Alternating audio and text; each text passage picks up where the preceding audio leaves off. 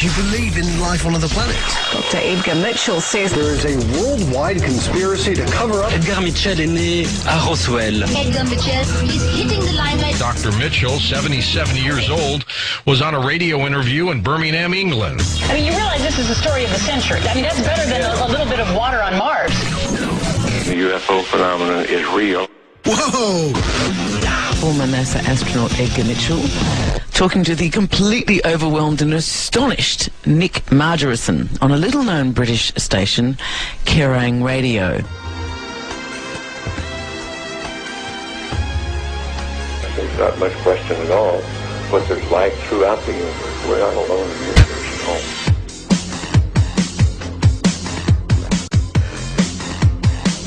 It is a real phenomenon. Astronaut Dr. Edgar Mitchell was on a radio show over in England, and he says that for 6 decades the government's been covering up the fact that aliens do exist. Petits hommes verts, et pour cause, les extraterrestres ne sont plus sur la Lune, mais ici, sur Terre, et depuis longtemps. A group of space enthusiasts are pushing President Obama to release government documents on possible close encounters with aliens and UFOs. Jim Acosta has the story. To believers in UFOs, the truth isn't out there, it's in there. So they're calling on President Obama to end what they insist is a government cover-up of the existence of extraterrestrials. Will you release these records? Will you release all documents? Documents they claim exist and prove there is life in outer space. President Obama is awfully busy these days. I know he is. You think he has time for this? Well, I would say the fact that we are not alone in the universe is one of the more important aspects of our time. Former Apollo astronaut Edgar Mitchell, the 6th man to walk on the moon, told the National Press Club he's convinced. But there isn't convincing proof that's going to convince the entire world at this point. That is correct. That is what As for John Podesta, he's still sticking to his belief that the government knows more than it's telling about UFOs. He released a statement saying the government should open the files and the American people can handle the truth. For years, the U.S. government has had a standing policy. It would neither confirm nor deny the existence of UFOs. Their non-cooperation has been interpreted by many ufologists as evidence of a government conspiracy to cover up UFO sightings. Now, Sightings has uncovered information that provides another explanation for their silence. Many UFO sightings may actually be top-secret military aircraft the government doesn't want you to know about. When I first saw the UFO, it was directly overhead, moving incredibly slowly. The shape of it was half a triangle. And all of a sudden, over the hill, this enormous pattern of lights emerges. I was just in awe of what I'd seen because I didn't know what it was and I'd never seen anything like it. Holy cow! There's no question that there have been sightings by military devices in space. And that gets us right to the UFO question. Are we dealing with a cosmic Watergate? Which I maintain that we are. What the hell was that? I don't know. It was neat. It was like leaving stuff behind it, wasn't it? For the past 25 years, the United States government, especially the Air Force, has been telling us these things don't exist. I feel that there's been so much controversy about cover-ups and UFO phenomena and everything that goes on, and I think that someone needs to point out that a lot of it is just hogwash. If anybody says the United States government is not withholding information about flying saucers, simply isn't telling the truth, or they're totally ignorant one way or the other.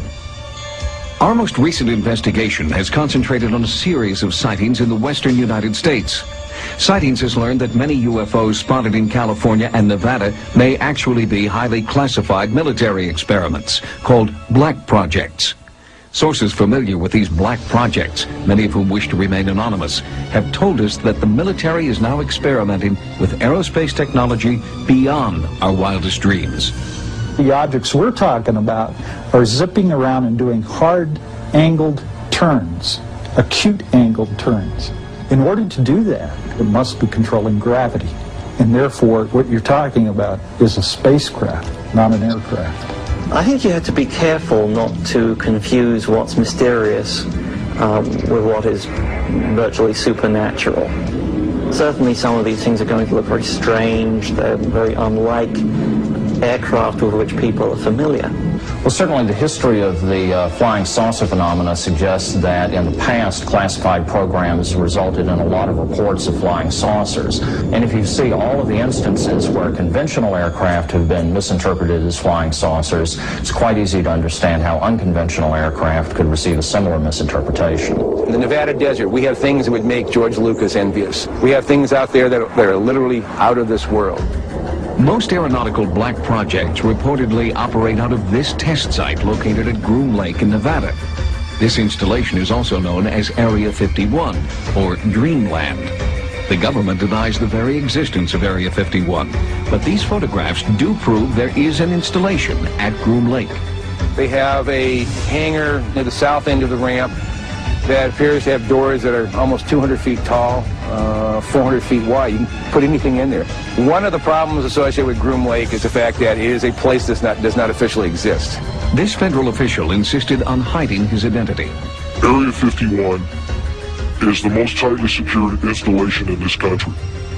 It's guarded both over the air and on the ground by elite Air Force security police and Department of Energy special response teams. They're heavily armed, and their total mission is to keep people off of this installation. It's an ideal place for top secret, highly classified military projects, to refine them, to take them to the next level. This is the place. You have deep, deep desert valleys, high mountain ranges to camouflage and mask these things when they fly.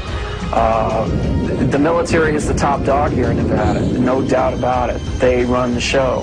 If someone came to me and said there's just absolutely nothing that's secret, and they decided they were going to hike into Area 51, I think that could be the biggest and perhaps the last mistake they are going to make in their life. Are these people still locked into a Cold War mentality?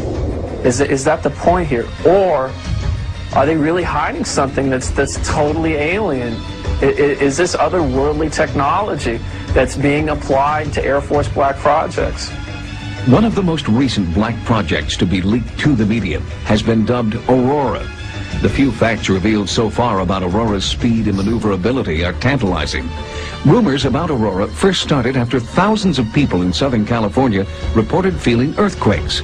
Seismologists found that the tremors were not earthquakes, but were caused by sonic booms. The booms were the first hard evidence that high-speed, unidentified aircraft were operating over the western United States. We really can't tell what's moving. The only thing we see is a sonic boom, and that's telling us that something is moving faster than the speed of sound. So actually, we can't even tell it's an airplane. The sonic booms were tracked and found to be heading toward Nevada. At the same time, witnesses described an increasing number of UFOs that defied the laws of aerodynamics. If they are top-secret military aircraft, where is this new technology coming from? The technology is incredible. A Mach 6 airplane, unmanned aerial vehicle performing these incredibly banked high-speed turns. It boggles the mind. Yeah, I think it could possibly be something otherworldly or at least borrowed alien technology. I don't put that beyond the realm. Top-secret testing of experimental aircraft does provide a compelling explanation for many UFO sightings. But what about sightings which occur in remote areas far from military bases, or sightings in which eyewitnesses claim personal contact? Further investigation is needed to provide a more complete answer to the UFO question. The most controversial subject we investigate on sightings is alien abduction. More and more seemingly credible people are coming forward, claiming that they've been abducted, probed, and manipulated by aliens. And now there's a new pattern developing. supposed abductees are returning from their experiences with a cautionary message for us all.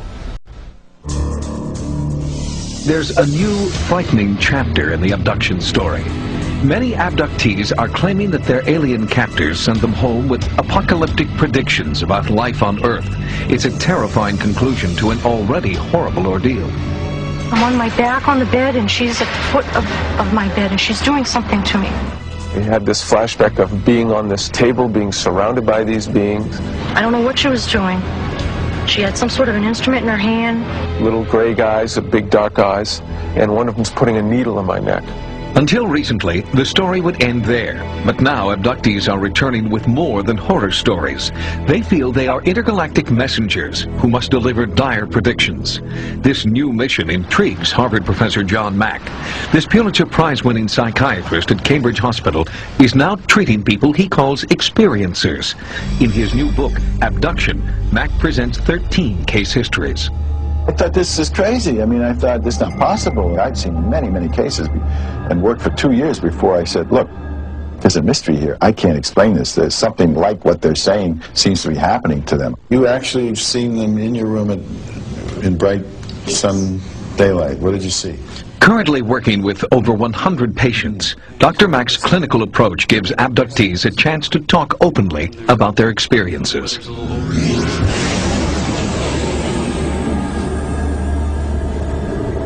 I would have experiences that were so real, that were so lucid, they were every bit as real as me talking to you now, and yet I would dismiss them because they were so out of context. Joe is a successful businessman from Massachusetts who's had abduction memories since early childhood. He kept these experiences to himself until hearing about Dr. Mack's study. His abduction history is outlined in Mack's book. It's a detailed chronicle of otherworldly control and painful medical experimentation. They put something up my nose, and it was very disarming, and yet there's that sense of almost a split self, because there's a part of me that's terrified and doesn't understand, and yet there's this other part of me that they've already explained the procedure to and why. Over time, Joe's abduction experiences have changed. In an extraterrestrial version of the Stockholm Syndrome, he has less fear and has begun identifying with his captors. Once they begin to come to terms with their terror of the trauma, the experience tends to transform. They feel they're somehow connected with these beings, and they experience the beings themselves as closer to the source, which is a term they use very often, or home. It was the most profound experience of my life. But that kind of profound transformation does not happen in every case. The first being that I ever saw consciously in my entire life was sitting right here. Diane, a software test engineer, is also a patient of Dr. Mack's. She's documenting her encounters with these watercolor pictures. This picture was in the fall of '92. It took place here in the house, and I woke up, started to pivot around, found I couldn't move, and something released, and I said I could move. I scanned the room, just about to give up, and I see a small gray female being sitting there just waiting for me to spot her. And then she, I don't know whether she flew or what, but she sure came across the bed fast, right up to my face, and stared right like this. Although the experiences don't fit our notions of reality, there's no reason to believe that they're not telling the truth, or that something occurred to them that is real and they're telling it truthfully.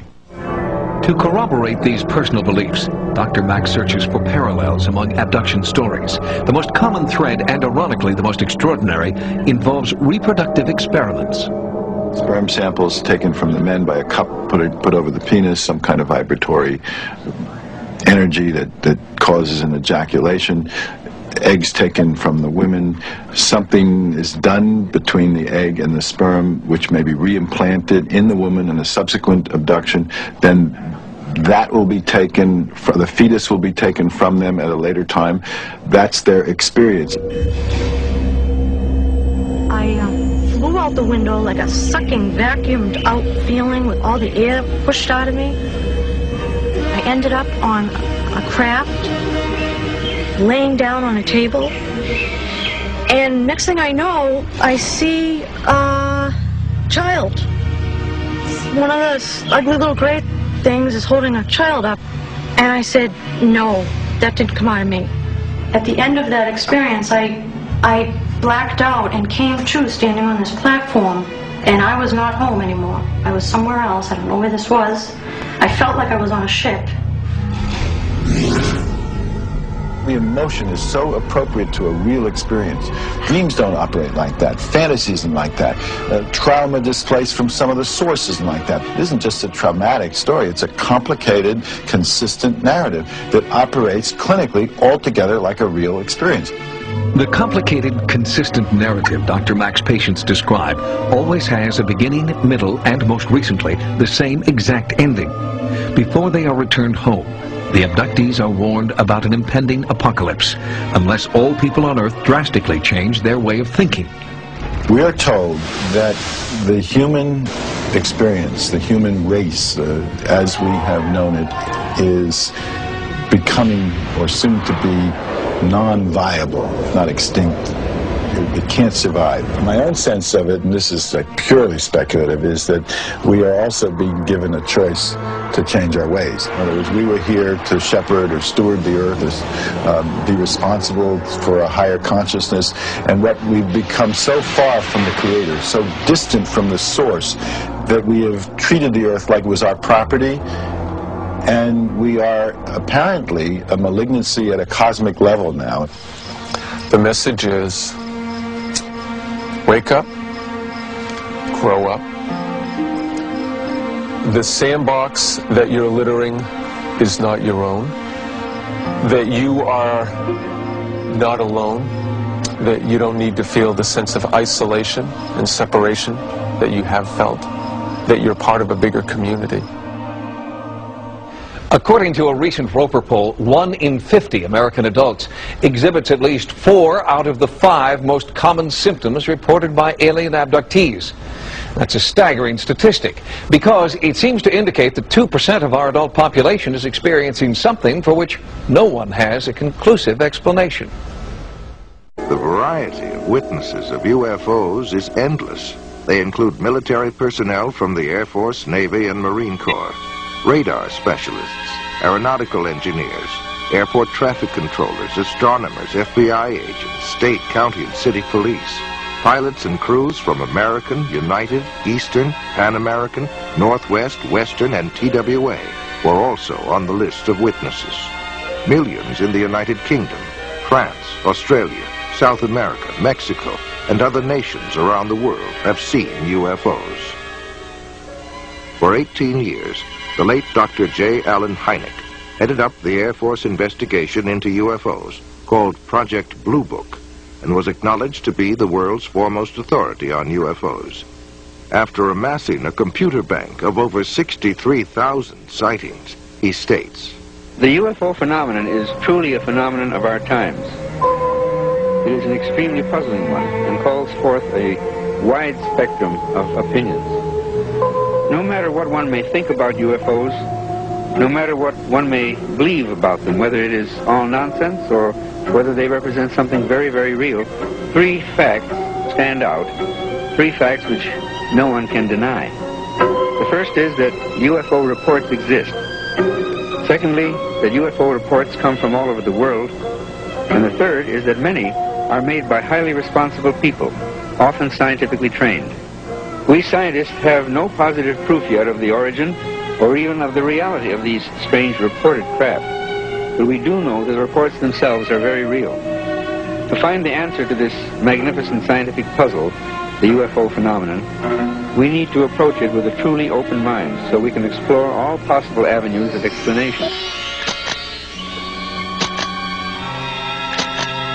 One of the greatest waves of UFO sightings in modern history came in 1965, with more than 500 cases reported during the summer months alone. One such case was near Ann Arbor, Michigan, where 50 people and 12 police officers in 3 counties reported having seen objects flashing across the pre-dawn skies. That evening, 87 female students at Hillsdale College near Ann Arbor watched an object flying around and flashing bright lights for a period of about 4 hours. Life magazine said, "Call them what you will. Flying saucers, unidentified flying objects, or optical illusions, they are back again and seen by more people than ever before." Last week, the manifestation seemed almost to have reached the proportions of an invasion. On the evening of October 25th, 1973, a young Pennsylvania farmer, Stephen Pulaski, and at least 15 other witnesses saw a bright object hovering over a field near them. Stephen grabbed his rifle and went to investigate. It was then that he noticed something walking along by the fence. They were hairy and long-armed, with greenish-yellow eyes, and a smell like burning rubber was present. Stephen sensed that these creatures were not friendly and fired a tracer bullet over their heads.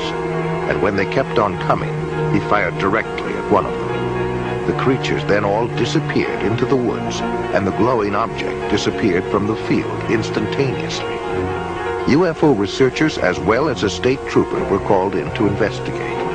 When they arrived, the people there told them that Stephen had been growling like an animal and flailing his arms. His own dog ran toward him, and Stephen attacked the dog. Stephen then collapsed, and after a time began to come to his senses.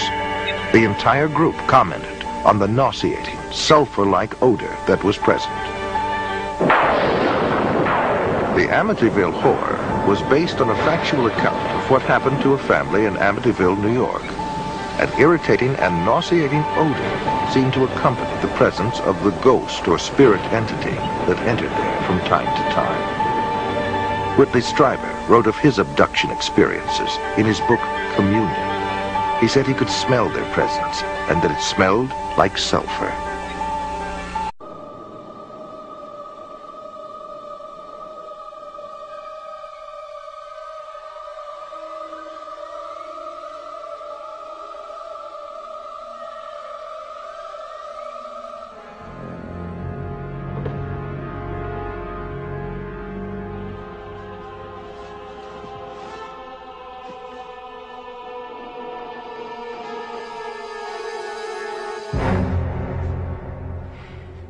Someone there.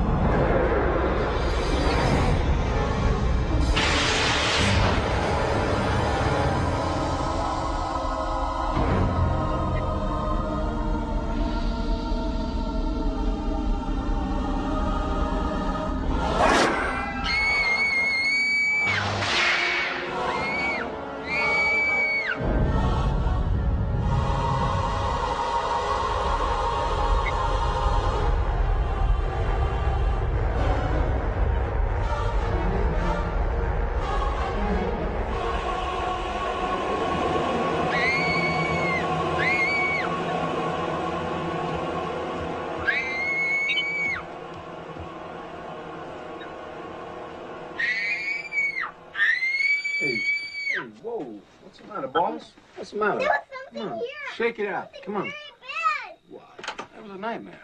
What are you talking about? No, Dad. Huh? That was a nightmare. They had me, Dad. nightmares do that, you know, sometimes. I mean, if it didn't do that, then it wouldn't be a nightmare, you know what I mean? On October 11th, 1973, Charles Hickson and Calvin Parker were fishing when a strange craft descended and hovered near them. Parker passed out, and Hickson was paralyzed, but was able to continue observing what was happening. Two entities then emerged from the craft and picked Hickson up by his arms and carried him inside the ship, where he was thoroughly examined. He was then taken back to where they had been fishing on the riverbank. When the two fishermen went to the sheriff's office to report their story, they were interrogated and then left alone in a room with a hidden microphone. The recording of their conversation revealed that both men were quite frightened by their experience. The emotional trauma had been so great to Parker that after Hickson left the room, he began to pray. Ultimately, he suffered a nervous breakdown as a result of his experience. In the spring of 1959, UFOs brought panic to Soviet radar and Air Force personnel by hovering and circling for more than 24 hours above Sverdlovsk, headquarters of a tactical missile command. Red fighter pilots were ordered airborne to chase the UFOs away, but later reported that the alien objects easily outmaneuvered their jets and zigzagged to avoid their machine gun fire. The Russian spacecraft Salyut-6 returned to Earth in 1978 after 96 days in orbit. They told of a formation of UFOs which trailed them closely for 3 complete orbits around the globe. One of their cameras captured 20 minutes of incredible motion picture footage of this encounter.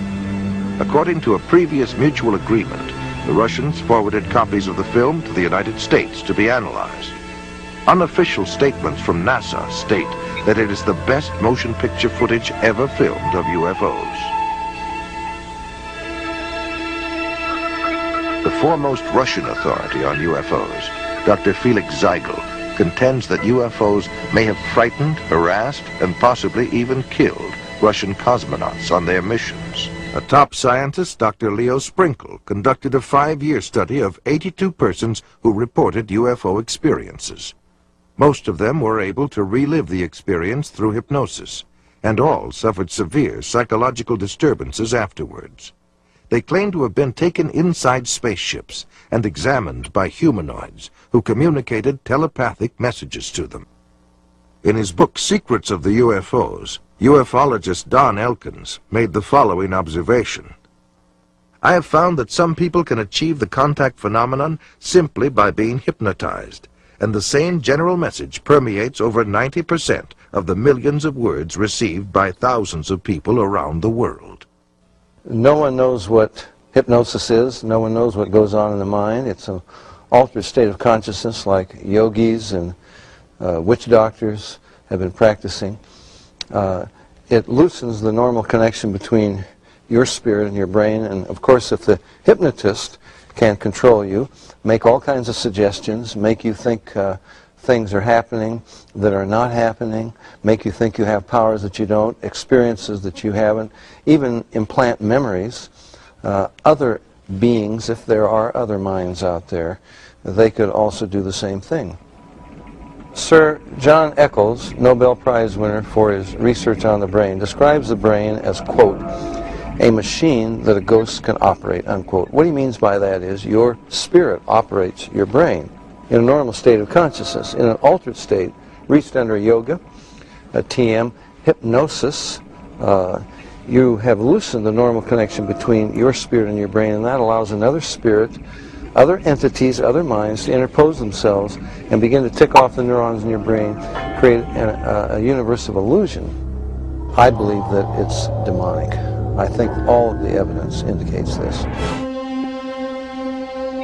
Some people claim that by allowing themselves to be put into an hypnotic trance, they are acting as a channeling device in which the extraterrestrial being speaks through them. The following is an actual sampling of those messages. We come from the Interplanetary Confederation of Solar Systems, and our purpose is to aid our brother man on the planet Earth as the new age dawns. The teacher that was known to you as Jesus was able to use many more of the abilities than the people of this planet. Unfortunately, man upon planet Earth has misinterpreted the meaning of this man's life. He was no different from any of you. He was simply able to remember certain principles. These principles may be realized by anyone at any time. It is only necessary that you avail yourself to our contact through meditation in order to begin to re-realize that which is rightfully yours, the truth of the creation and the truth of your position in it. Know ye not that ye are gods? We have been puzzled at times by the inability of the people in general of this planet to be awakened to this simple truth. We find that the state of hypnosis brought about by the evolution of thought of the people of this planet is so great that it is necessary for him to maintain a constant awareness of his spiritual nature with meditation. Man is now in the transitional period before the dawn of a new age. With peace, love, brotherhood, and understanding on man's part, he will see a great new era begin to dawn. UFO researcher John Weldon then offers this question. How credible is it to think that literally thousands of genuine extraterrestrials would fly millions of light years simply to teach New Age philosophy, deny Christianity, and support the occult? And why would the entities actually possess and inhabit people just like demons do if they were really advanced extraterrestrials? Dr. Pierre Guérin, an eminent scientist associated with the French National Council for Scientific Research, concludes that UFO behavior is more akin to magic than to physics as we know it, and that modern UFOnauts and the demons of past days are probably identical.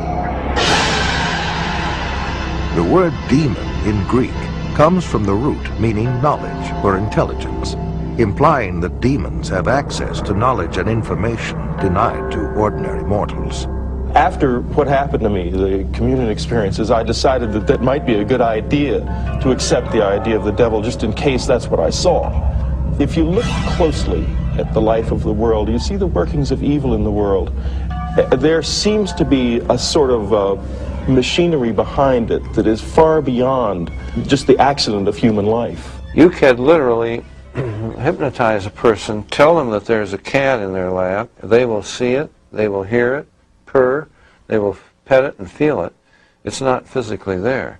You tell the cat to scratch them, you know, and bring them out of it. There are scratch marks on their cheek. A non-physical object under the right conditions can leave physical evidence. I think it's demonic. It's a spiritual power of some kind for which there is no physical explanation. You can't explain it with the laws of chemistry and physics as we know it. John Keel is a world-renowned expert on UFOs and has written numerous books and articles on the subject.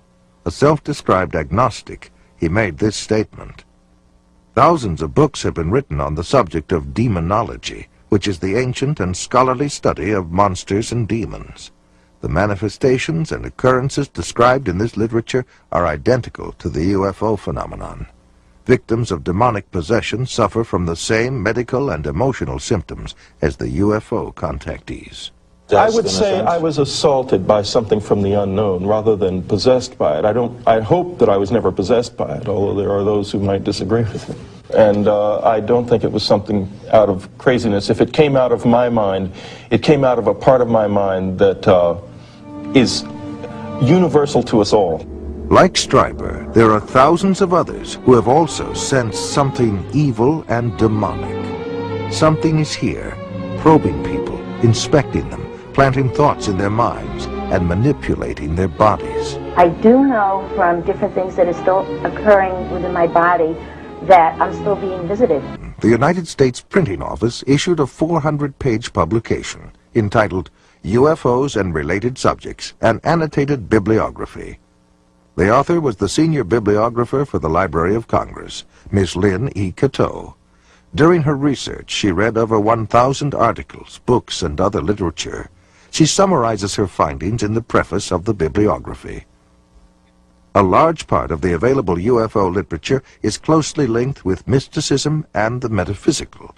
It deals with subjects like mental telepathy, automatic writing, and invisible entities, as well as phenomenon like poltergeist manifestations and possession. Many of the UFO reports now being published in the popular press recount alleged incidents that are strikingly similar to demonic possession and psychic phenomenon that have long been known to theologians and parapsychologists. This document was compiled for the United States Air Force and is now in the Library of Congress. Dr. Jacques Vallée has addressed the United Nations on UFOs and was the model for Lacombe in Steven Spielberg's Close Encounters of the Third Kind.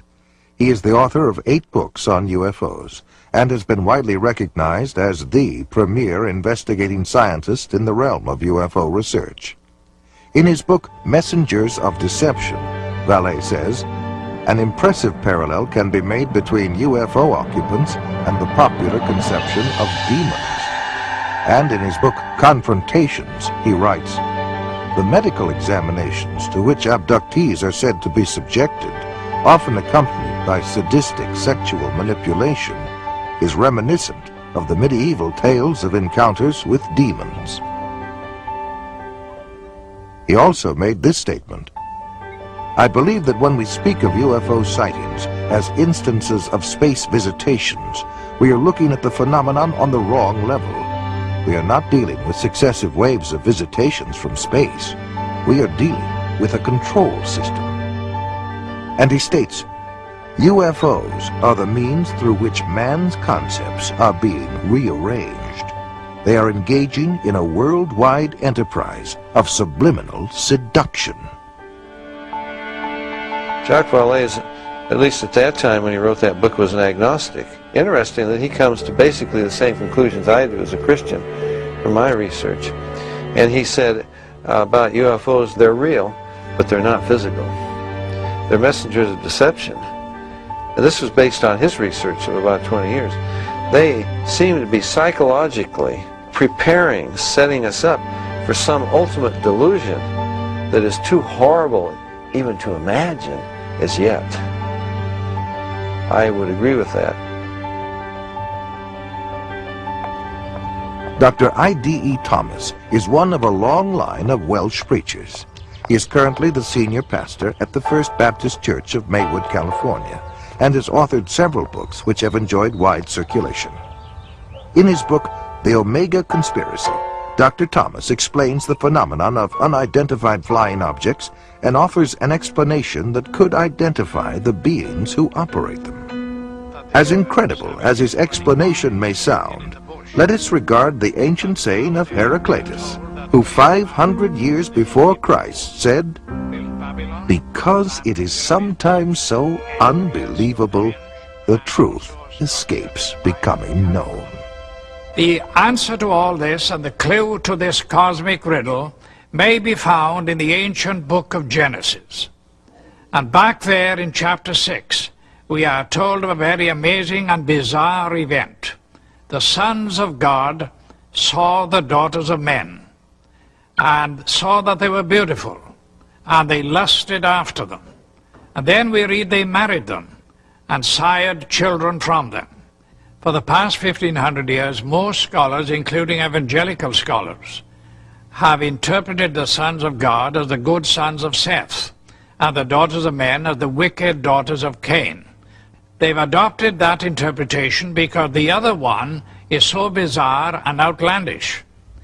The ancient interpretation, and in my opinion the correct one, is that the sons of God were demonic beings or fallen angels, and that they came down to earth, they lusted after the daughters of men, they married them, and produced this amazing progeny, this hybrid progeny of the Nephilim. And the very word Nephilim does not mean giants. It comes from the root Naphal, fallen ones.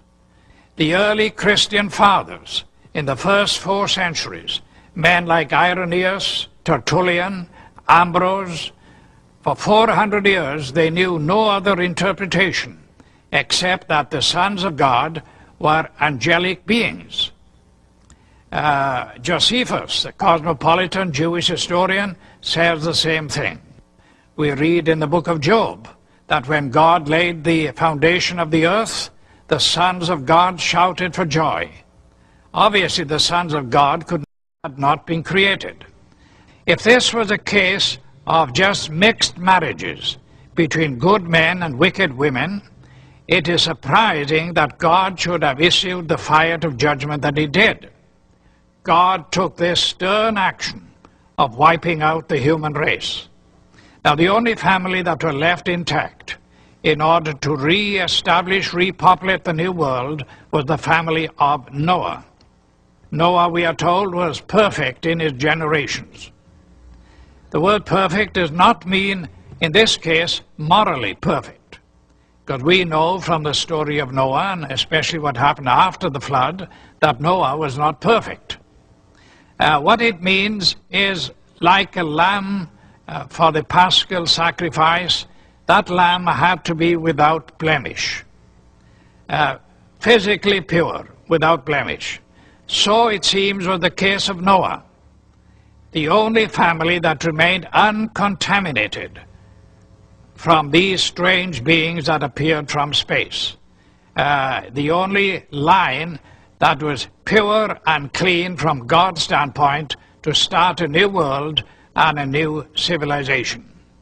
Jesus said, as in the days of Noah, so in the days of the coming of the Son of Man.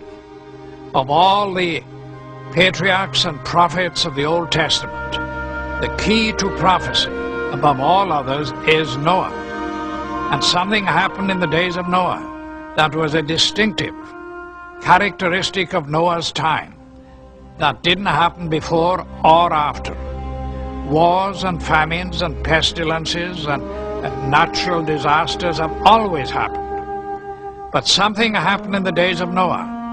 And the most sinister and bizarre of all the things that happened was this intermarriage between the angelic race and the human race. And of course, the mastermind behind it all was another angel, a fallen angel, Lucifer. Now, we believe that as they came in those days, we may very well be on the edge of another invasion from outer space, that Satan will once again make another attempt, maybe the final assault on the human race, in order to wean men and women away from the worship of God. He has tried before, he will inevitably try again. And by seducing the human race, by sending these so-called entities from space, demonic beings, he will try to get people all over the world to worship him and to deprive God of the worship that is due to him. Fortunately, we know what the end result is going to be. But this final or omega assault that will come at the end of time may trigger the coming back of Jesus Christ to rescue his own. Satan has failed before, and the Bible predicts he will fail again. No wonder New Yorkers looked up and said, you'd be saying, oh my God, too, if you saw this shot in the sports section with the understated caption, under ominous skies. Ominous. Shots came in from Harlem. Shots came in from Chelsea. Remind you of anything? The aliens' arrival in the movie Independence Day. At least New Yorkers didn't crash. They didn't flee. They did what any red-blooded New Yorker would do. They made home videos. Yeah, you know, I gotta say, I don't think I've ever seen anything like that.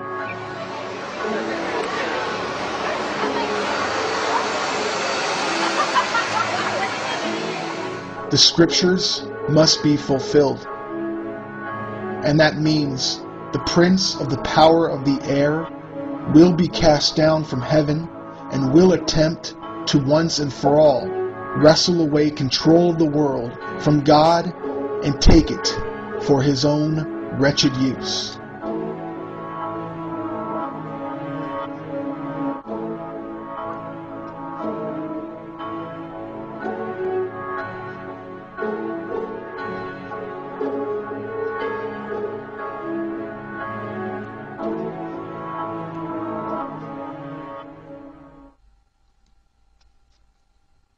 To the UFO enthusiasts, if you haven't yet stopped to consider not just merely what the nature of these beings are, but more to the point, their intentions, if you have not yet considered this at its core to be a spiritual question, then you have clearly rejected the relatively scant physical evidence that we have available to us.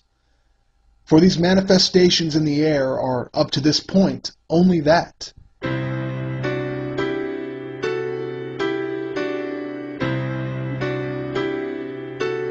Pope Benedict recently came out to assure all Catholics that it's okay to believe in space aliens, and they would be our, quote, brothers. But what the Pope is hoping for is that his followers will not ever set their eyes on the Word of God, for they would find a dire warning against this blasphemous and satanic lie that can be found in 2 Thessalonians chapter 2, verse 11, where we are told that God would send forth a strong delusion, which would likely fool a vast majority of the world, educated and uneducated, God-fearing and atheist alike.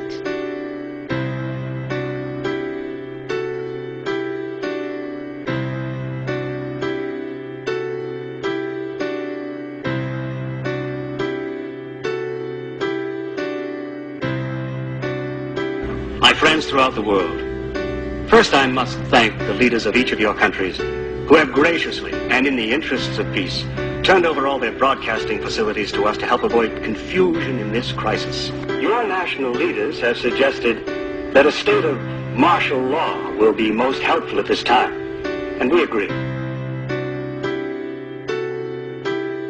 The visitors are not our friends. They've come to rape our planet and kill us. They are not who they appear to be.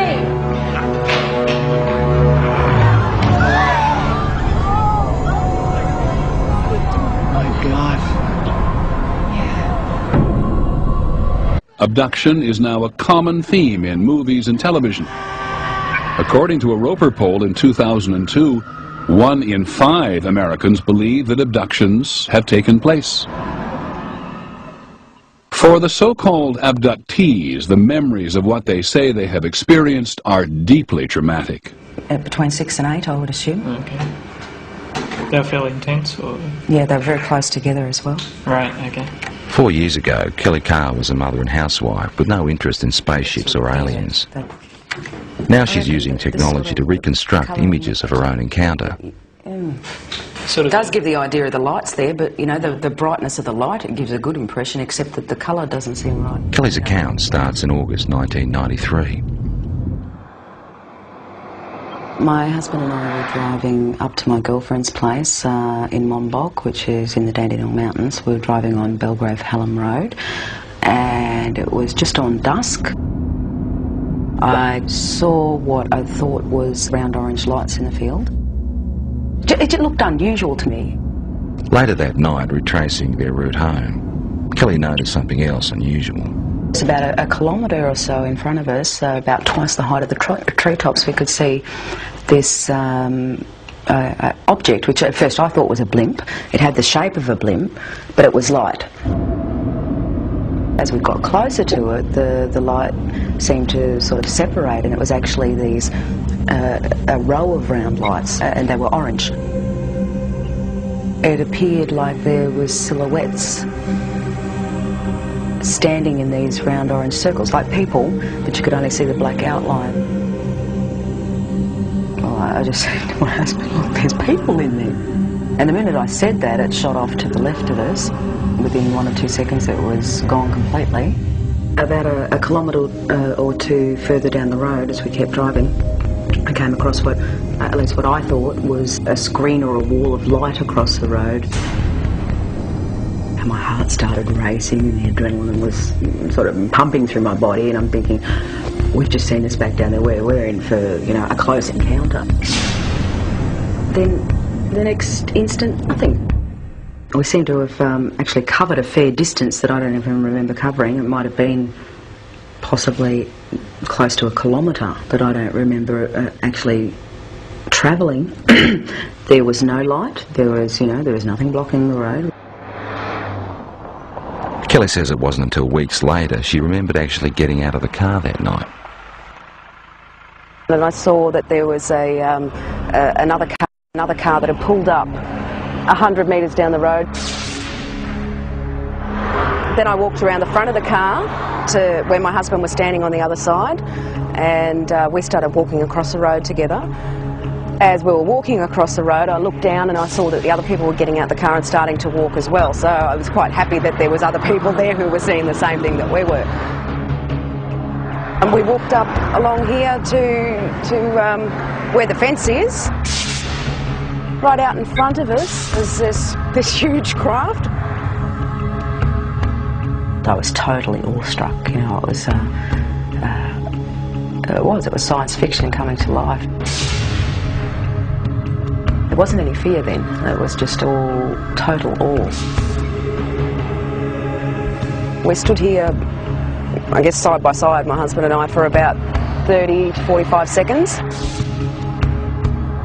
Then this tall dark being just appeared in front of the craft, and he was followed by about another 7 or 8 that appeared straight behind him. I felt this energy go through me. It's like nothing I've ever experienced before in my life. It was like some sort of low-level frequency that came in waves, but it was so dense that I could actually physically feel it going through my body. And that feeling absolutely terrified me. It was like, I can't even explain the horror that I felt just feeling this. And I began screaming. The minute I did, the eyes on these things lit up and they came charging across the field. Halfway across, they split up into 2 groups. Some headed off down there and the rest came directly towards us. I felt this blow to my stomach, and the next thing you know, I'm back here somewhere on the grass. It literally lifted me off of my feet. And I thought I was going to die. I thought if I don't get up now, I'm going to pass out and I'm going to die. I'm not going to come back to consciousness, you know. So I pulled myself up into a sitting position, and when I sat up, I couldn't see anything, and it was like there was just black in front of my eyes. I want you to try stretching it down a little bit as well. Kelly is not the only one who saw these images that night. For the first time ever, independent witnesses have given the same account of a close encounter. Even though Kelly has never met Jane, Glenda and Bill from the other car she saw, she has seen the sketches they drew for UFO Researchers. They've drawn the same circles of light around the top of the craft with these blue lines coming down, ending in a semicircle on the ground. They've actually also drawn a tripod underneath, which was something I didn't see that night. It becomes very clear then that we were all looking at the same thing and that it wasn't your average saucer-shaped craft. And basically the second party were able to draw sketches of the beings very similar to the ones that I had, and they're not your usual little grey things that are, you know, media propaganda. I found a small red-coloured equilateral triangle underneath my navel, which I guess in reality provoked only a minor curiosity at the time. It was oddly geometric, and I did wonder, you know, how something like that could get on me that looked like a burn without me feeling it. At UFO conferences, where Kelly is now a keynote speaker, she adds strength to her own story by showing photographs of physical marks left on one of the other women. We're all left with triangular marks under our navels, but the ones that were marks that were actually photographed, the first one came from Glenda, which is it's a series of 3 small red dots along the inner thigh, and both Jane and Glenda were marked with these dots. I wasn't. Glenda had a ligature mark around her ankle, which is quite severe bruising. It looked like she'd been strapped down to something. UFO researchers have also reported finding physical traces of the site where all witnesses said the encounter happened, particularly in relation to where the craft landed. Inside that semicircle was actually a triangular formation of 3 points spaced 6 metres apart, which correspond with the tripod that was drawn underneath the girl's craft. To this day, Kelly still doesn't know exactly what happened to her that night. Tried a little bit. Her most vivid memory is the fear that she felt. That's very good. It's finally come out to what I'm looking for. And I think a lot of people, you know, might have experienced the fear in a nightmare when you're being chased or something like that, and it's a terror that you feel that, you know, sometimes can wake you up or whatever, but it's absolutely horrifying when you're dreaming it. And that's exactly what I was feeling while I was totally awake. That sort of terror, actually having to feel it while you're conscious and physically awake and feel it as a reality, is like a living nightmare, like a nightmare come to life.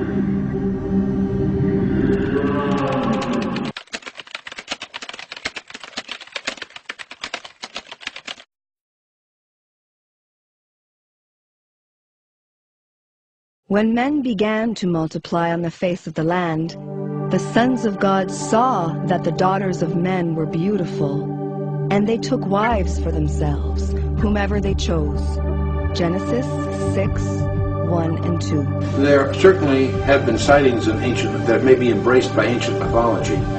The idea that the modern sightings might have a relationship with the ancient Nephilim events of the Old Testament is conjecture on the part of some of us as scholars, but I think it would seem to be consistent with the remarks of Jesus himself. As Jesus himself said, that as we get to the end times, he says, as the days of Noah were, so shall the days of the Son of Man be. Now what he might mean by that is simply that it was business as usual until the judgment came, and that's what many scholars would infer. But there are many scholars that believe the text implies even more than that. In order to understand what Jesus meant, we need to understand what the days of Noah were like. And clearly, the 6th chapter of Genesis demonstrates that the purpose of the flood of Noah was to deal with what was in effect the gene pool problem. There isn't anybody who is predisposed to being abducted. The only thing is that their mother or their father must have been an abductee. And what that means is that they're abducted from the time they're infants all the way through until the time they're adults. And they're abducted in great frequency over and over and over again. So they usually talk about having sperm taken, having eggs taken, harvested essentially. When women become older, they discuss fetal implantations where they suddenly realize they're pregnant. And they'll take an early pregnancy test and it shows positive, which of course can't be possible. And they'll go to their gynecologist who'll do a blood test, which is absolute, which is 100% reliable, and the doctor will say, congratulations, you know, you're pregnant. And they think to themselves, this doesn't make any sense whatsoever. Doctors invariably think pseudocyesis, which would be hysterical pregnancy, when a woman really, really, really wants a child and begins to fantasize it and even causes some sort of physiological reaction. However, most people are not like that. Some people have already had kids, they don't want any more. Some are too young for it. You know, you have to have a certain sort of mental set to have pseudocyesis. Or they think miscarriage. And for women, they would say, well, you know, if I had a miscarriage, I think I would have noticed that. With fetal implantation, we get, of course, fetal extraction. When they are not pregnant, they'll remember events that happen where a fetus is extracted from them. It's very, very small, but they'll know during the event that the fetus is being taken. But it happens to them so often, it's familiar. So we've seen these reproductive procedures quite a bit. In fact, it's critical to the abduction phenomenon. Without the reproductive aspects of it, there wouldn't be an abduction phenomenon. This is the point of it. The Nephilim were on the earth in those days, and also afterward, when the sons of God came into the daughters of men, and they bore children to them. Those were the mighty men who were of old, men of renown. Genesis 6, 3 and 4. The word Nephilim comes from the Hebrew verb nephal, the fallen ones. They are the hybrid offspring of the Benai Elohim, the sons of God. It's a technical term, Hebrew term, used of angels. And these fallen angels cohabited with human women and produced a hybrid offspring. It was part of Satan's strategy. This view of Genesis chapter 6 and all of that is not free of controversy today. However, that is the view that was embraced by the ancient Hebrew sages. That is the view that is substantiated by the ancient rabbinical writings. That is the view that was accepted by the early church. When the Hebrew scriptures were translated into Greek, the language is even more specific. And so this idea that they were somehow just a leadership or sons of Adam or something were contrived arguments that emerged in the 5th century, so-called lines of Seth idea. Emerged in the 5th century, so-called lines of Seth idea. And that's still taught in many seminaries. The problem with it, it's not biblical. Because in the New Testament, it even confirms this. Both Peter and Jude make reference to this, clearly talking about these angels that went after strange flesh, that abandoned their previous clothing, they disrobed from their previous existence to indulge in this, what shall I call it, chicanery. This event was echoed in mythologies everywhere as the age of the Titans and demigods, the same way that the UFO phenomenon is echoed in our fiction.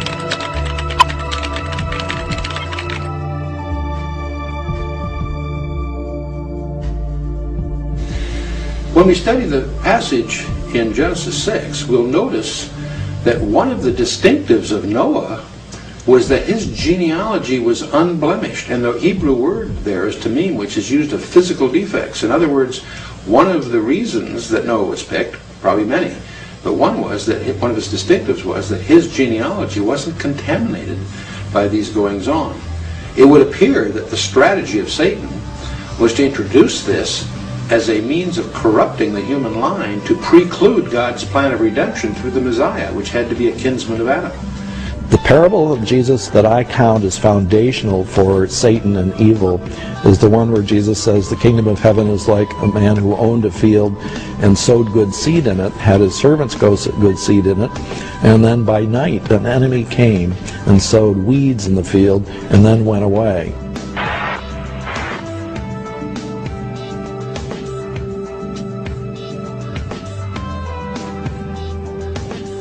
Well, the Nephilim in the book of Genesis, of course, are the hybrid offspring of these strange interludes between the fallen angels and the daughters of man, of Adam.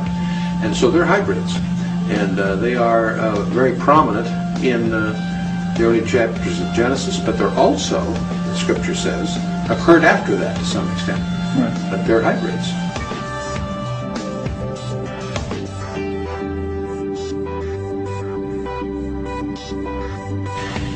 As we study the passages in the Bible that describe what we call the end times, it's interesting that one of the characteristics that shows up in Daniel 2 is that it says they will mingle themselves with the seed of men.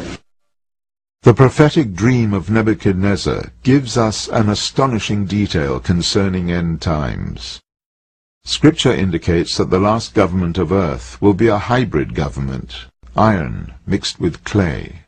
And where you saw iron mixed with miry clay, they shall mingle themselves with the seed of men, but they shall not adhere to one another, even as iron is not mixed with clay.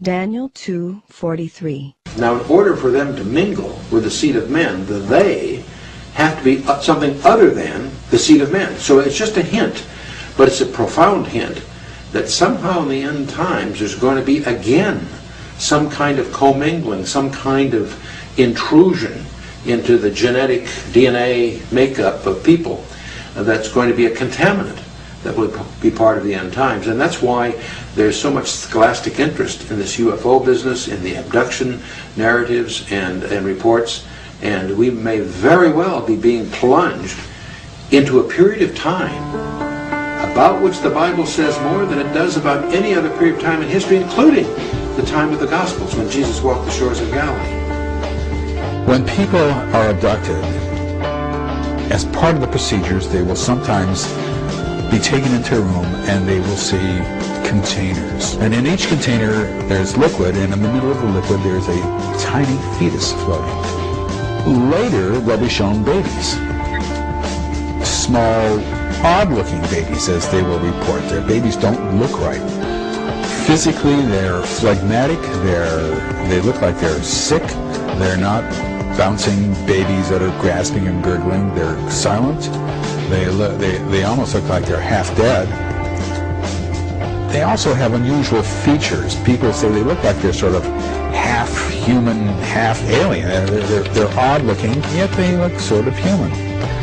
My colleague Bart Hopkins says that they called them hybrids originally, and that's a name that's stuck. They then will have to hold the baby, have some sort of physical contact with the baby, put their hand on the baby's stomach, hold the baby close to their skin. There must be skin-on-skin contact. Oftentimes, when the baby's a little bit older, they're required to feed the baby. Sometimes they'll be brought into a room, this is now men and women, where there will be what looks like 2-year-olds, 3-year-olds, 1.5-year-olds walking around. And they're required to play with them, have contact with them, and we see these toddlers when they're 4 years old, 5, 7 years old, 9 years old. They're already children, young children at that point. People describe them as adolescents. They describe them as young adults. They describe them as adults. And they don't describe them as older adults so much. By the time we see them as adolescents, we see them involved with the abduction phenomenon. Performing tasks, they have jobs to do, they're part of the world of abductions, going about their business, doing what's required of them. Let's remember that when Jesus briefed 4 disciples in his confidential briefing on his second coming, he opened his discussion and he closed his discussion with the urgent admonition, let no man deceive you. We need to understand that the characteristic of the period that we're being plunged into is one of deceit, one of very clever misguidance by the enemy. We do have an enemy. He's very knowledgeable, very resourceful. And we are moving into open spiritual warfare. We're used to conflicts in countries about politics, different views. Today, there's a fundamental war going on in worldviews. Sometimes abductees will be brought into a room and their attention will be directed at a screen-like device. And the person will hear a voice in their minds saying, can you tell the difference between us and you? Now, depending on who the person is, they will say, what do you mean the difference between us and you? Everybody is the same. And they'll hear in their head, see? Isn't that wonderful? Isn't that beautiful? Pretty soon in the future, we will all be together. You won't be able to tell the difference, and it will be wonderful. Some will be able to tell the difference. Some would say, well, yes, this one here looks like you, and this one here looks like us. At that point, they will say, well, you know, there will be a difference, but we will all be together, and you're one of the lucky ones. You can tell the difference. Most people won't be able to. The key fact here is that they're all saying, in the future we'll all be together.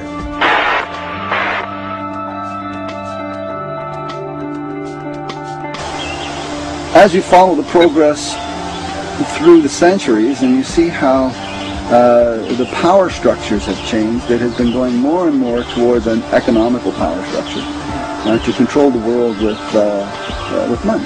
And that seems to be where it's going. More and more we're looking towards a world bank, a one world system, one world currency. I mean, already Europe has joined its currency together. Americans, North Americans are thinking the same way. So this is really the work of Satan. This is his way of getting command and control over the entire world. As we deal with the end time scenario in the Bible, one of the dominant players is a world leader. In fact, it's 2 guys working together, but it's a world leader that is going to successfully unite the world into a one-world religion. He's going to exalt himself above all that is called God. That includes Allah as well as the Jews and the Christians. He somehow is going to deceive the whole world. He's the most popular guy that's ever come along.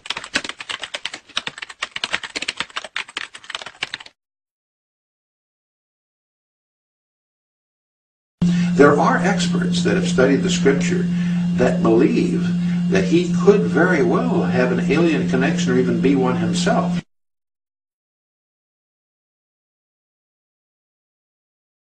The involvement of these alien entities may be a far bigger factor in the climax that the Bible portrays than most classical scholars have really been sensitive to.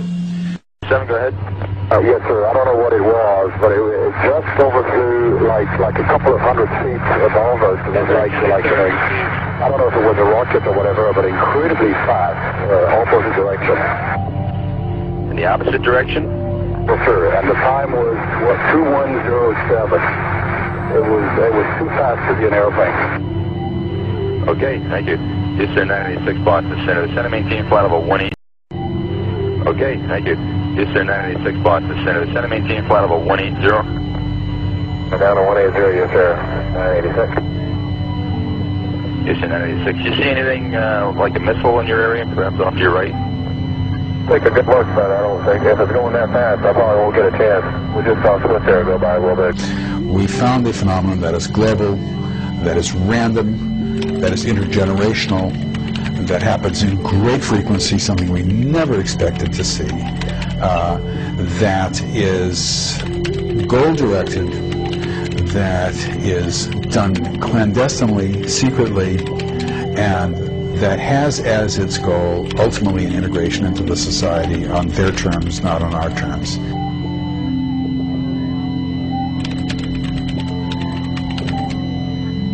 And I think that there's not a lot we can do about it, unfortunately.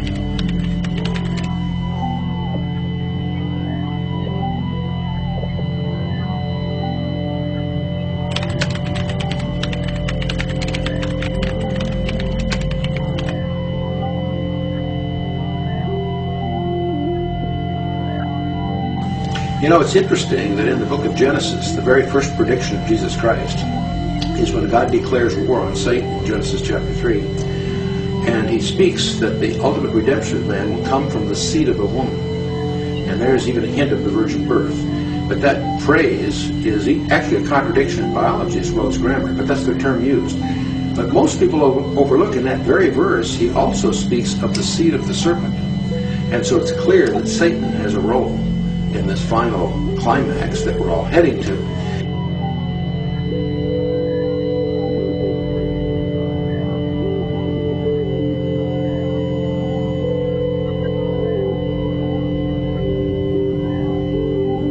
What we think is going on here, because eggs are taken and sperm is taken, that they are joined together in vitro.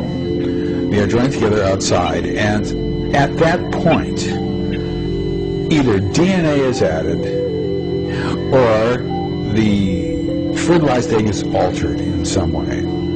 And when that happens, we posited that you're going to get a bell-shaped curve, that some are going to look really alien, some are going to look really human, and most are going to be in the middle. What we've also learned is that what they then do is take the DNA from one of these hybrid children and inject that into the embryo, and then you get a skewed bell-shaped curve where some of them look alien, a lot look in the middle, and a lot more look a lot more human. Then you take DNA from that generation and do the same thing, and you keep doing it over and over and over again until pretty soon you get hybrids that look very human. There's slight differences, but very human. And that is in fact what we have been seeing, much to our amazement and chagrin. But in contrast to stories from the ancient world, which produced giants, sexual contact between aliens and humans is absent. Perhaps this time a different strategy is at hand. I now believe that this is a kind of integration program into the society. As a program, it is being done for a reason. It is goal-directed. It had a beginning, a middle, and it's got an end. They are doing this for a reason. That's critically important to understand. Not only that, this is clandestine. It is secret, and it is secret for a reason. I've been involved with studying UFOs and abductions for over 40 years, and it was always kind of thrilling and exciting. Now it's depressing and fearful, and it's not something that I enjoy hearing. As an academic, you're required to examine that data to see whether it's true or not, and if it is true, to go where the evidence leads you, even though you might kick and scream while en route, and I have kicked and screamed en route. But as an honest academic, you're required to do that. And as a historian, you're required to do that especially. And that is where it has led me. And it has led me into areas that I don't want to go. Not only that, it's embarrassing to talk about this. I understand how completely insane it sounds. I am fully aware of my words, of what I'm saying, and the effect that this has on people. Oh, this is just nuts. And I understand that. But in order to be academically honest, I must say it nonetheless, even though it puts me in a very bad position. I just wish that other people in the scientific community would at least learn a methodology of studying this phenomenon.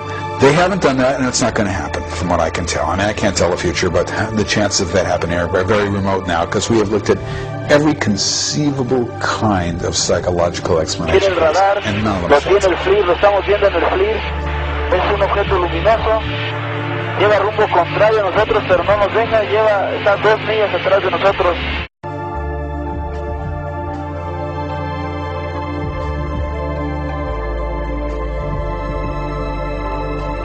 I am waiting for the coming of Christ. I believe he is coming in ships, right? And that he will come and collect us. For the Lord himself will descend from heaven with a shout, with the voice of the archangel, and with the trumpet of God. And the dead in Christ will rise first. Then we who are alive and remain will be caught up with them in the clouds to meet the Lord in the air. And so we shall always be with the Lord. Therefore comfort one another with these words. 1 Thessalonians 4:16 and 17. This prophesied collecting event could be understood as a mass abduction. Satan and his chosen hybrid may villainize the coming Messiah and deceive the world they rule by misrepresenting him. Concerning the world leader, Scripture states,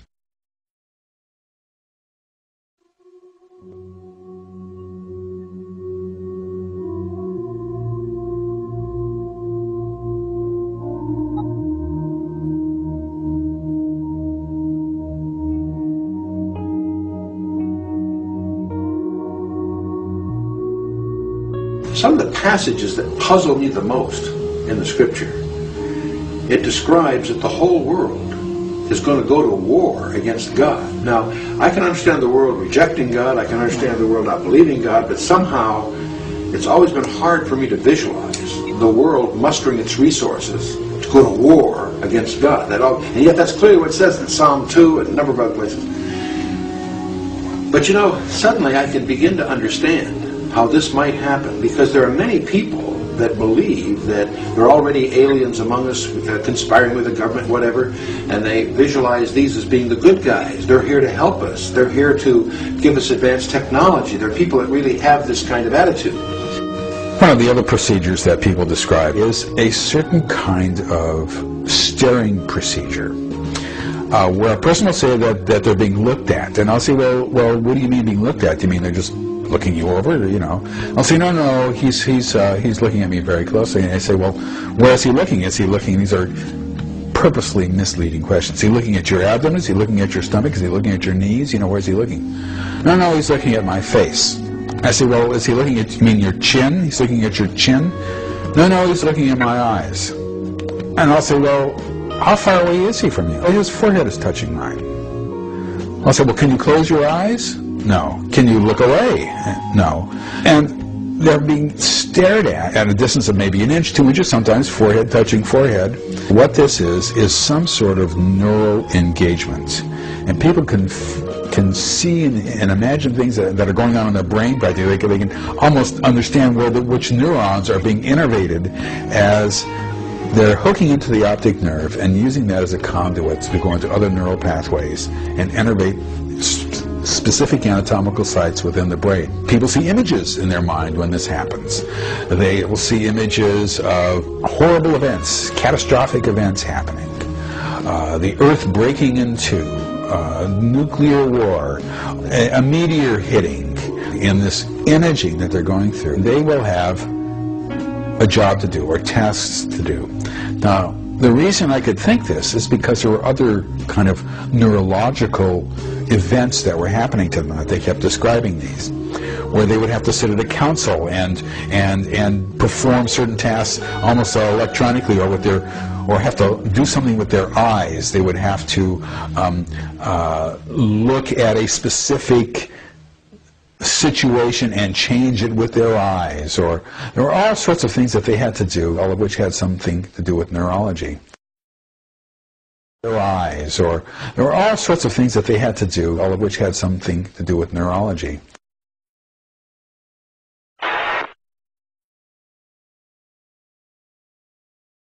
I can begin to see a scenario which we sometimes call good cop, bad cop kind of thing, where Satan's emissaries pose to be our friends to help prepare us for the bad guys who are coming. And I can visualize the whole world being deceived in taking up arms against God, thinking that they're being led by their friends who are actually Satan's emissaries.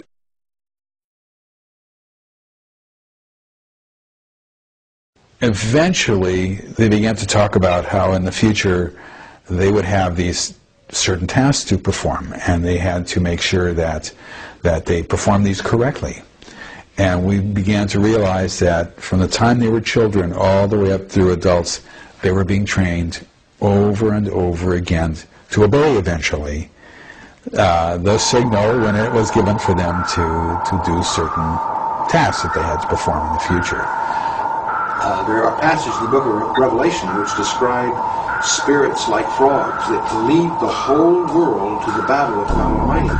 And I suddenly can, in my imagination at least, visualize a scenario where these beings, if they become prevalent enough and powerful enough and accepted enough by the culture, getting the culture to take up arms against the second coming. And that could be what the Bible also seems to call the green line. The Scripture does say that God has sent us on an illusion, that they will believe the lie, not just a lie, not just a deceit. There's apparently a specific, gigantic deceit that's going to be involved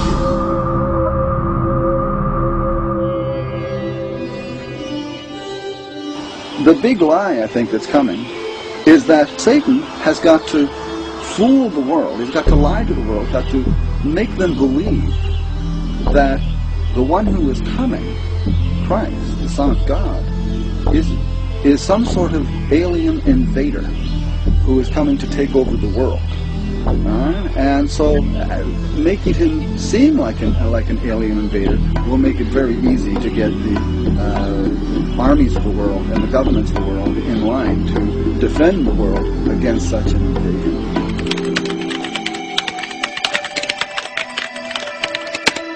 Our differences worldwide would vanish if we were facing an alien threat from outside this world. Why would the armies of the world fight Christ when he came, right?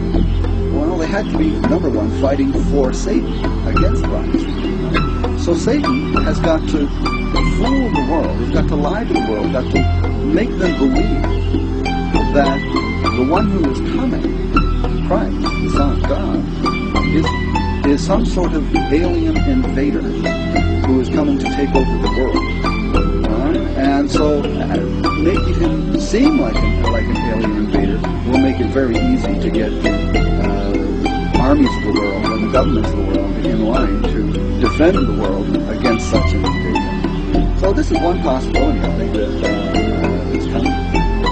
Clear. 7, go ahead. Approaching at 10 o'clock high. This is Houston. Say again, 7. We have a bogey at 10 o'clock high. Roger.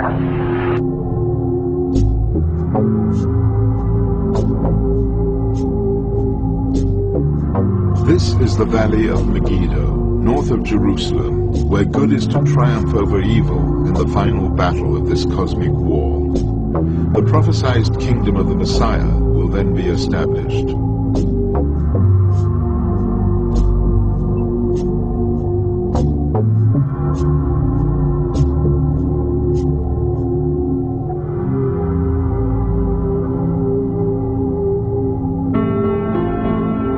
Every culture sees the same phenomenon through the filter of its own paradigm.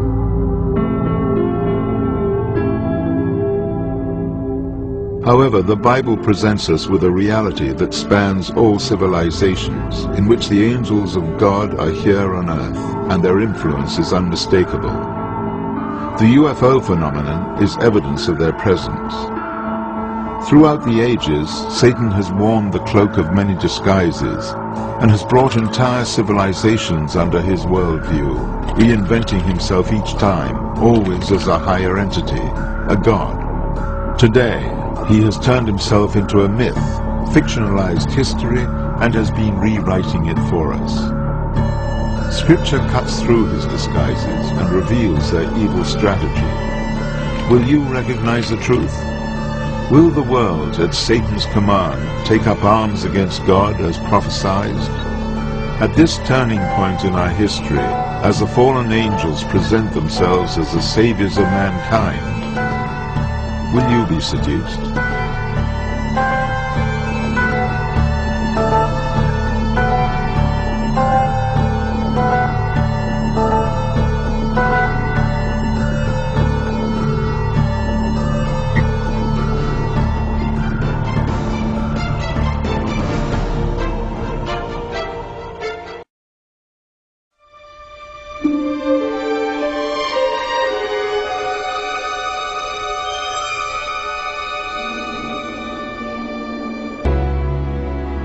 Next question is, when aliens interact with humans, they bring a message for mankind.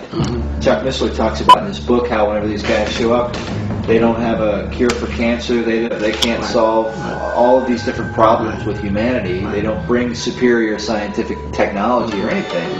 They want to talk about what?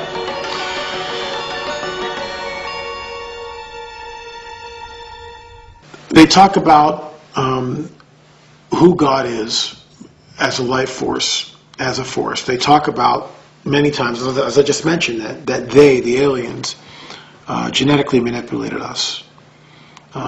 They talk about that they have a holographic film of the crucifixion, which will be actually in Nephilim 3. I'm working on that now. That's part of the hook of Nephilim 3. In the book, the first book, Nephilim, it talks about the protagonist is in Area 51, and he's deep underground in this secret room, which really has its basis of that is in Bob Lazar's story, where apparently Bob Lazar, for those of you who don't know, quick update is that it's a man who allegedly, supposedly worked at Area 51 and handled and saw UFO craft and handled the element that is responsible for making the crash fly. Now, whether that's true or not, who knows? There's another UFO guy, Stanton Friedman, who doesn't believe a word of it.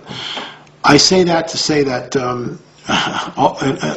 that he talked about, Bob Lazar talked about a room in which he would spend no more than 20 or 30 minutes, and in that room were a series of documents, and they were unlike anything he'd ever seen. They were almost like, as he turned the page, it would be like cellophane, but you would actually see three-dimensional pictures, and it was like it was the alien Bible. It was alien literature, talking about, they had pictures of like ancient civilizations and how they had come here and how they had genetically manipulated man and all this stuff. And it's always the same thing. Art McKenzie, the protagonist in Nephilim, poses the question to one of the skeptics in book 1 and says to him, I echo your words, why come a gazillion miles to tell us that Jesus really wasn't the Christ, and that he really wasn't the Son of God, and that the work of the cross was unnecessary, which is what they tell us.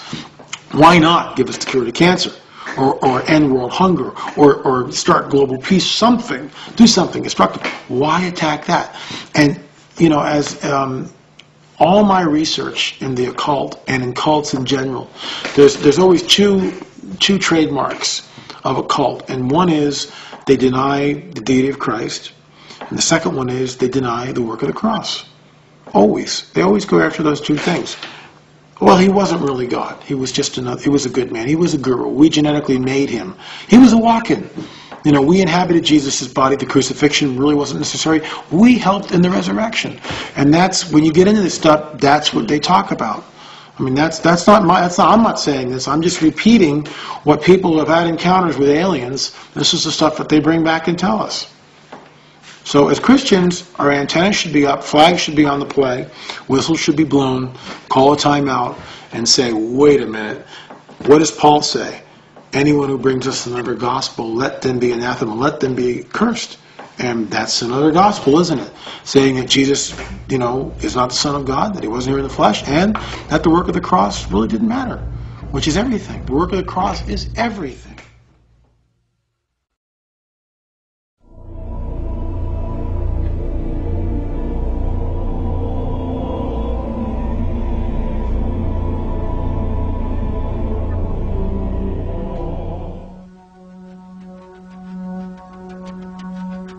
Now, incidentally, in the 1940s, when they conducted Gallup polls, they had sections on UFOs, what is a UFO, and it was usually categorized as secret American technology or secret technology from another country or something like that. There was never a category that said it was, races from another planet.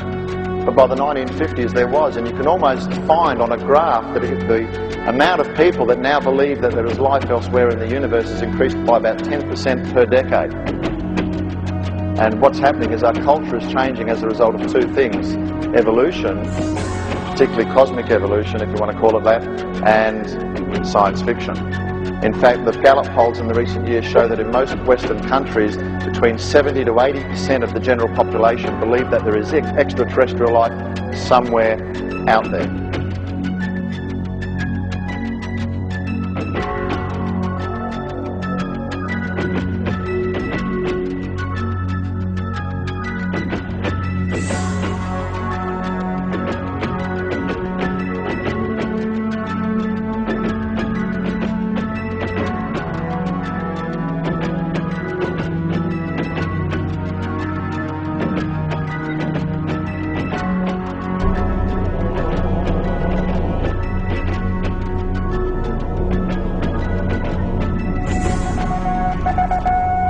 Headline edition, July 8, 1947.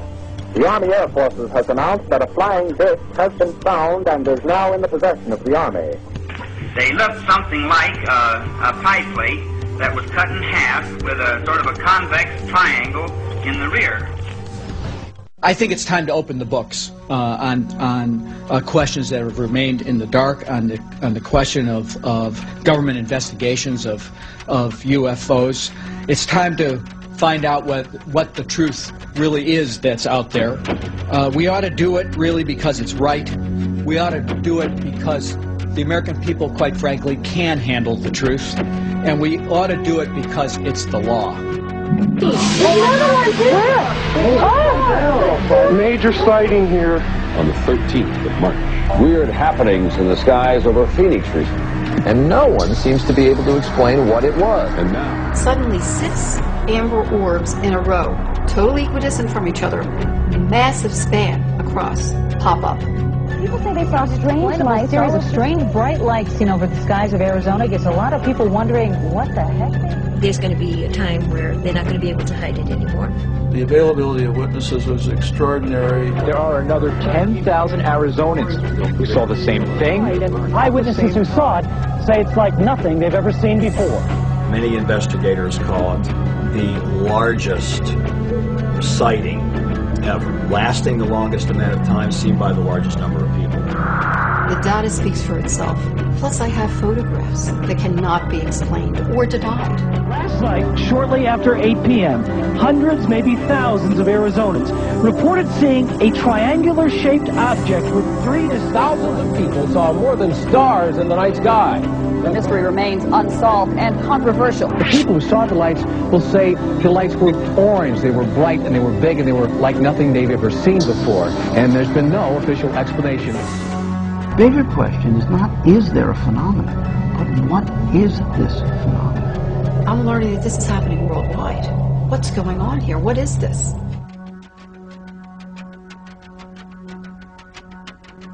Mexican Air Force pilots capturing on videotape what are said to be 11, count them, 11 UFOs, unidentified flying objects. They are officially that.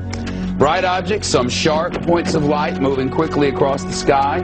The tape called historic by some.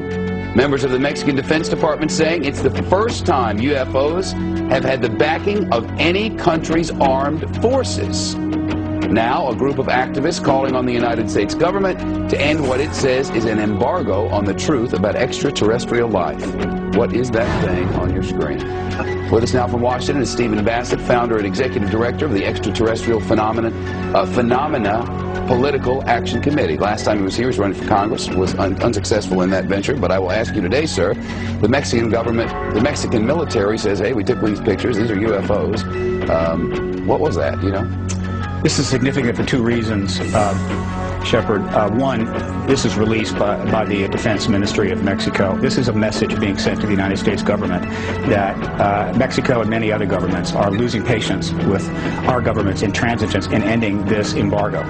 Other messages have been sent by France in 1999 with the Cometa report, and by the United Kingdom when they released a substantial number of documents regarding the Bentwaters case in 2000. Many countries know about the extraterrestrial presence, but they deferred to the United States with regard to the timing of when disclosure would take place, but they're simply losing patience. How do we know this, by the way? Well, we know it by paying attention. I've been following this now for 10 years. We call it the politics of disclosure, the disclosure process. Hundreds of government witnesses in this country have come forward, and other governments are putting pressure on our government. The media hasn't covered it thoroughly enough, Shepard. If it did, it would learn about some of the things I'm mentioning here, and also learn about thousands of other videos and photographs that have been taken over Mexico by Mexican citizens. There's absolutely no question about that, and his number, thousands, is accurate since 1991. Thousands of pictures and videotapes of discs, but never anything like this, taken by such sophisticated cameras on board military vehicles. Oh, there's been plenty of... But not as clear and widespread as this, and government confirmed in this way. I'm just saying that these are unusual in that Oh, no, way. it's happened many times before, but this is the first time it's been released. Believe me, there is evidence like this in the archives of every major first world government in the country, but they release this publicly in a news conference in Mexico City. That's the difference. Studies have been done that, quote, clearly indicate the likelihood of an extraterrestrial explanation. But there are people sitting out there, I'm hoping there are millions of people watching at the moment, who are saying, this is nutty. Why, you know, why do we even talk about such things? The polls show otherwise, Shepard. CNN, Time, Reuters polls, last 10 years, consistently, 50% of all Americans believe the extraterrestrial explanation accounts for these sightings. Up to as many as 90% of Americans believe the government is outright lying. The polls are unambiguous. Year after year, the same thing. In fact, if you could talk anonymously to people, even in Congress, probably 50% of members of Congress already convinced that the extraterrestrial presence explains this phenomena. Disclosure is at hand. It is very close, and the American people need to prepare themselves very soon for an announcement from our government that there is, in fact, an extraterrestrial presence engaging this planet and the human race. All right, well, there you have it. Perhaps we need some outside universal threat. I occasionally think how quickly our differences worldwide would vanish if we were facing an alien threat from outside this world.